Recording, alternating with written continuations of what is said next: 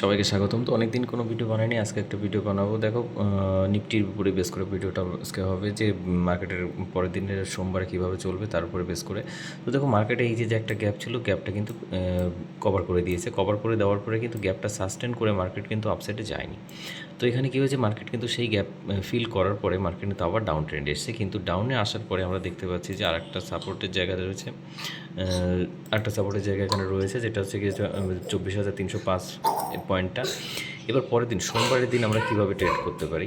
তো দেখা যাচ্ছে মার্কেট যদি এই গ্যাপের আগে এখানে যদি ওপেন হয় তাহলে কী হবে, এই গ্যাপের আগে এখানে ওপেন হলে প্রথমেই যেটা করতে পারে, ফার্স্টে গ্যাপটা ফিল করতে পারে। গ্যাপ ফিল করে যদি আবার নিচের দিকে আসে এবং এখানে এসে যদি উইক ক্যান্ডেল তৈরি হয়, যদি স্ট্রং ক্যান্ডেল না হয় কোনো গ্রিন, তাহলে কিন্তু মার্কেট আবার ডাউন সাইডে যেতে পারে গেল। এবং তার জন্য কী হচ্ছে, আমাদের 24,000 একটা টার্গেটের জায়গা রয়েছে, 24,000 রাউন্ড নাম্বার। এখানে মার্কেট টেস্ট করবে একবার।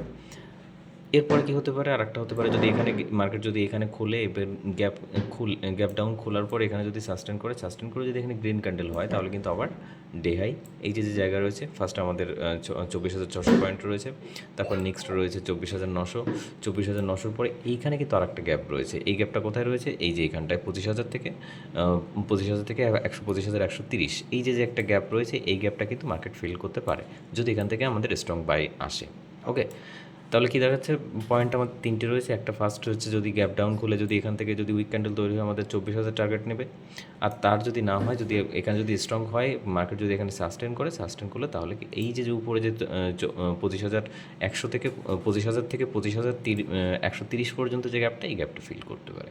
ওকে, আর সবথেকে বড় যেটা, এখন মার্কেটের জুতোর জন্য প্রিমিয়ামের হাই কোয়ালিটি বেড়ে গেছিলো, কিন্তু যেহেতু জুতোটা একটু স্টেবল রয়েছে, যার জন্য কিন্তু এখন প্রিমিয়ামের রেঞ্জ আবার একটু নিচে নেমে এসছে। আমাদের ভিক্স দেখতে পাবো, ইন্ডিয়া ভিক্স আমরা যদি দেখব ভিক্স কিন্তু আবার বাড়ছে। প্রথমে যেটা বেড়েছিল, বাড়ার পর এখানে সাস্টেন করেছে, যেহেতু জুতোটা একটু স্টেবল হয়েছে তার জন্য। তো যদি আবার বেশি ব্যাড নিউজ আসে, সেক্ষেত্রে কিন্তু আবার মার্কেট ভিক্স কিন্তু আবার বেড়ে যাবে। আর ভিক্স বেড়ে গেলে তখন কী হবে, প্রিমিয়াম আবার বেড়ে যাবে, হাই হয়ে যাবে।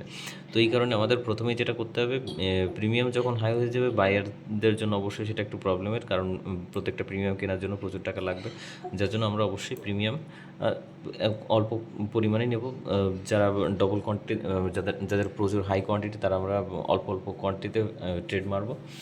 ওকে, তো যতদিন পর্যন্ত মার্কেট স্টেবল না হয়, ততদিন পর্যন্ত অল্প কোয়ান্টিটিতে আমাদের কাজ চালাতে হবে।